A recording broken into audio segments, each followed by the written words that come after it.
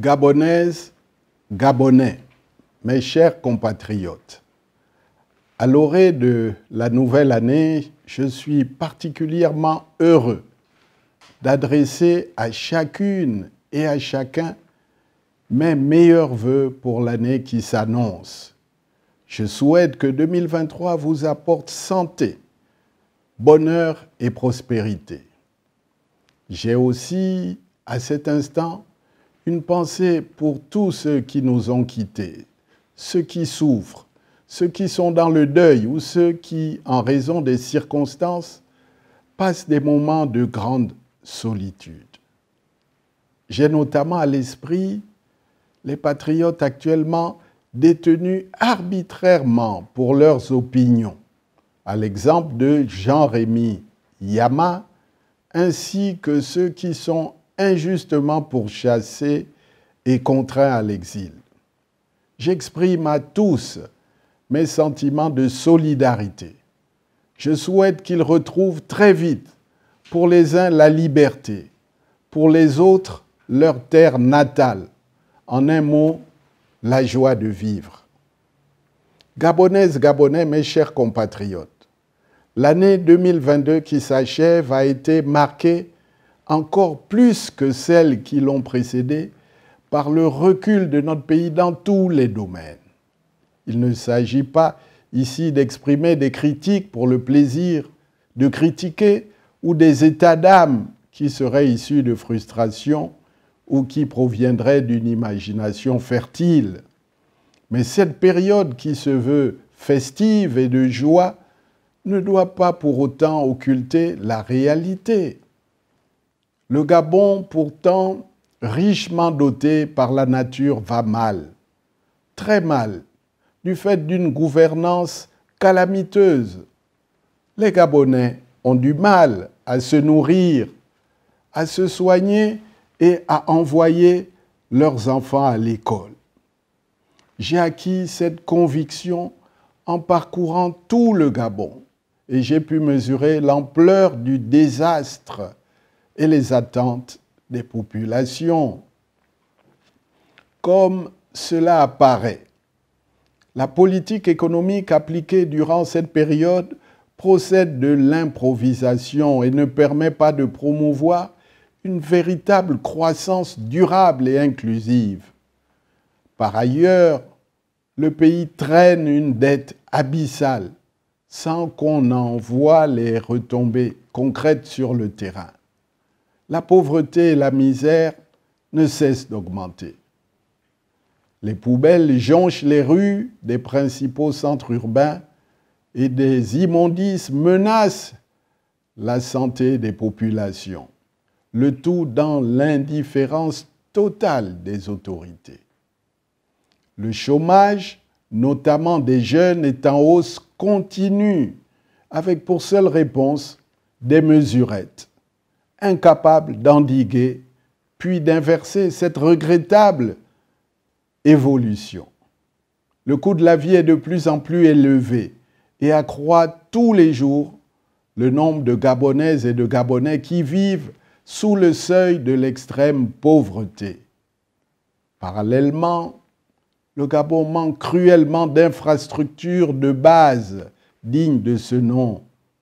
Le trafic ferroviaire se trouve à l'arrêt en raison d'une mauvaise politique de prévention, alors qu'un programme de réhabilitation de voies ferrées est en cours depuis 2018. Cette situation entraîne déjà comme conséquence la pénurie des produits de première nécessité dans les zones desservies par le train. Dans le même temps, notre pays présente un réseau routier en piteux état et plusieurs localités sont aujourd'hui enclavées du fait de routes coupées ou impraticables. L'eau est devenue une denrée rare, y compris dans les hôpitaux, alors que nous vivons dans un pays où il pleut en moyenne 9 mois sur 12. L'accès à l'électricité demeure un luxe pour nombre de ménages, notamment à l'intérieur du pays. Et il n'est pas rare de voir les principales artères de nos villes plonger la nuit dans l'obscurité totale exposant à l'insécurité de paisibles citoyens. Les infrastructures sanitaires et scolaires sont quant à elles déstructurées et loin de répondre aux besoins essentiels des usagers. L'hôpital manque de tout, de médicaments, d'oxygène, de dispositifs médicaux, équipements et personnels. Dans certaines maternités, des femmes et leurs nourrissons dorment à même le sol. En ce qui concerne l'école, les effectifs sont toujours aussi pléthoriques, les enseignants en nombre insuffisant et les outils pédagogiques notoirement limités. Pour leur part, les retraités peinent à entrer en possession de leur titre de pension et de leurs services rendus. Ils vivent ainsi un véritable calvaire toutes les fins du mois pour obtenir leur paiement. En l'absence d'un authentique dialogue social et face à une gestion scabreuse des ressources humaines, le fonctionnement de nombreuses administrations est régulièrement perturbé par des grèves incessantes, ce qui accroît le sentiment diffus d'un mal-être social. Gabonaises, Gabonais, mes chers compatriotes, dans tout pays sérieux, au terme d'un mandat à la tête de l'État, celui qui exerce le pouvoir a l'obligation de présenter au peuple un bilan, doit rendre des comptes. Malheureusement, chez nous, conscient que celui-ci est proche de zéro, le régime cherche à distraire les populations pour ne pas se soumettre à cette exigence démocratique. Il se lance au contraire dans une fuite en avant inespérée, en faisant valoir une soi-disant espérance ou un fumeux Gabon d'après. Quel espoir ou Gabon d'après peut-on attendre d'un pouvoir au terme d'une gestion de 14 ans et qui a disposé de moyens colossaux sans parvenir à des résultats probants? Le véritable espoir, c'est nous, c'est l'opposition gabonaise. Il ne tient donc qu'à nous de mettre fin à une situation aussi désastreuse. Oui, avec la volonté et la détermination, il nous est possible de tourner cette sombre page de l'histoire de notre pays.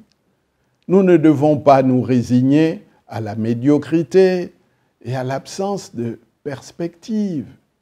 Oui, une autre politique est possible.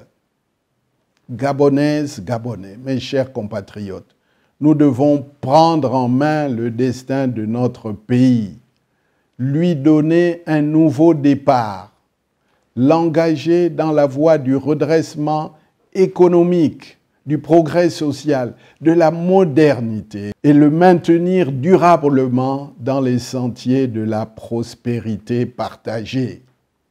Toutes choses qui ne peuvent se réaliser qu'à condition d'avoir une justice dans toutes ses composantes véritablement intègres et indépendantes.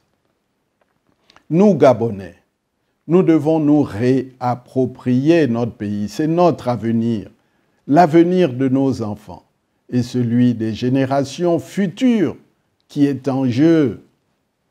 Je demande à la jeunesse gabonaise de garder espoir, de s'engager et d'être les acteurs du Gabon moderne que nous voulons bâtir. J'adresse la même demande à la diaspora qui comporte des patriotes déterminés à changer le cours de l'histoire de notre pays.